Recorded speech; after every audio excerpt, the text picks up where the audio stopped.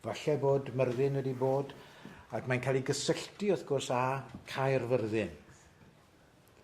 Ond y chwedl am Gwrtheyrn yw bod Gwrtheyrn wedi mynd i le o'r enw Dinas Emrys, ac yn y fan honno oedd e'n codi castell. Ac amser oedd e'n codi'r castell, bob wal oedd e'n codi yn ystod y dydd, yn ystod y nos fe fydde'r wal yn cwmpo. A bydd e'n codi'r wal eto y diwrnod wedyn ni, a yn y nos byddai'r wal yn cwmpo. Ac mae ddim yn deall beth oedd yn digwydd. Ac medde gwir doeth wrtho fe, mae e'n gofyn amdani nhw i ddod at ei gilydd ac e'n gofyn iddyn nhw, chi'n gwybod beth sydd yn digwydd? Dim syniad gyda ni beth sydd yn digwydd, medden nhw. Dim syniad. Ond ni'n gwybod un peth.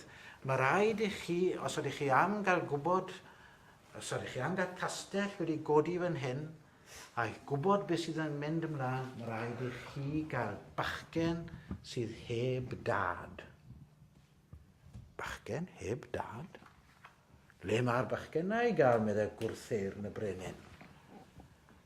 Ewch, medde fe wrth i bobl, ewch trwy'r wlad i gyd i wylo am bachgen heb dad. Ac un dydd, mae un o'r negeseuwyr yma yn dod i Gaerfyrddin. Ac wrth bod e'n mynd ar gefen i geffyl trwy Gaerfyrddin, mae'n clywed grŵp o fechgyn yn choedran chi yn ware gyda'i gilydd fyny. A mae un yn troi yn all ac yn gweiddi arno fe. Pai ti a wneud na? Cwmpa mas o'i gilydd o'n nhw. Pai ti a wneud na? Ys dim tad gyda ti? Wow. A maen nhw'n mynd ato fe gofyn, beth yw'r enw di? Myrddin, medde fe. Dere gyda ni gloi. Ond oedd ddim yn gwybod pwy oedd ei dad e. Na pam nhw'n gweud bod dim tad gyda ge. A mae Myrddin yn mynd lan gyda'r negeseuwyr mae nawr at Gwrtheyrn yn Dinas Emrys. Ac mae Gwrtheyrn yn gofyn, ti'n gwybod beth sydd yn digwydd fan hyn?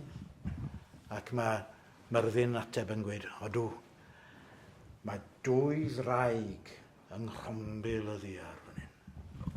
Dwy ddraig sydd bob nos yn ymladd yn erbyn ei gilydd. Ac mae'r holl le yn siglo, a dyna pam mae'r walydd yn cwmpo. Ewch mewn i weld, i gael gwared ar y ddwy ddraig yma. Chi'n gwybod beth yw draig? Ie. Ac mae'n cloddio mewn, a beth welon nhw? Dwy ddraig fawr. Un draig, chi'n gwybod beth o'r lliw o ddraig? Cwch a gwen. Da iawn.